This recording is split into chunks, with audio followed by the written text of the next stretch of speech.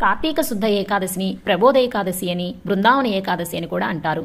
పురాణాల ప్రకారము ఆషాఢ శుద్ధ ఏకాదశి రోజున పాలకడలిలో యోగనిద్రకు ఉపక్రమించిన శ్రీ మహావిష్ణువు కార్తీక శుద్ధ ఏకాదశి రోజునే మేల్కొంటాడని పురాణాల్లో చెప్పబడింది. ఇంతటి విశేషమైన రోజు ఈ సంవత్సరం ఎప్పుడు ఏ తేదీన వచ్చిందో తెలుసుకునే ముందు ఏకాదశి గడిలు ఎప్పటి నుంచి ఎప్పటి వరకు ఉన్నాయో అయితే తెలుసుకుందామండి.